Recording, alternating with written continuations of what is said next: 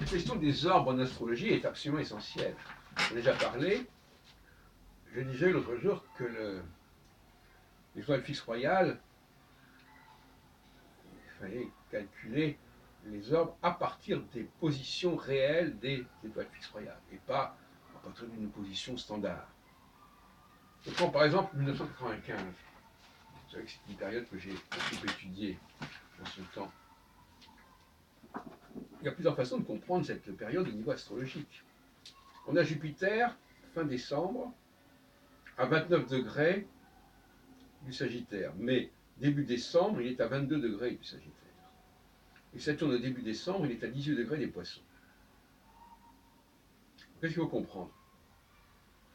Il faut comprendre qu'en réalité, Jupiter est encore conjonctionnel au début du mois de décembre 95, parce que 22 degrés du Sagittaire, ce n'est jamais que à 13 degrés d'Antares. Et on peut considérer qu'il est encore dans l'orbe d'Antares. En revanche, Saturne, autour de 18-19 degrés des Poissons, il est déjà, puisque Fomalo est à 0 degré des Poissons, il est déjà en train de sortir de l'orbe de Fomalo, de l'orbite de Fomalo, on pourrait presque dire. Et donc, par conséquent, il devient déjà disjonctionnel. Mais si vous n'avez pas la bonne grille de lecture au niveau des orbes, ben, on ne s'en sort pas. Mais si on accepte cette idée-là, on a bien un cas de figure exactement identique à 68 et à 2018, avec un Jupiter faible, convalescent si on veut, et un Saturne qui est en train de se renforcer. Et en 95, on sait que Juppé avait dit je suis droit dans mes bottes. Bon, discours qu'on peut considérer comme saturnien par certains côtés, comme provocateur. Et Saturne est provocateur par rapport à Mars. Mars, c'est le peuple. En 68, on a bien un Jupiter faible. Chaque fois que Jupiter est faible, c'est très mauvais. Et surtout quand il est en plus, c'est à côté d'un Jupiter faible à 25 degrés du Lion, donc qui se rapproche énormément, même 27 degrés du Lion, il se rapproche énormément de Régulus. Bon, donc là, il est conjonctionnel.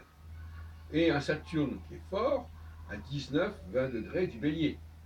Là, il est complètement sorti de l'orbite de Régulus, justement. Donc c'est amusant parce que dans les deux cas, là, on a une problématique Scorpion-Sagittaire pour 2018, et là, une problématique Lion-Bélier.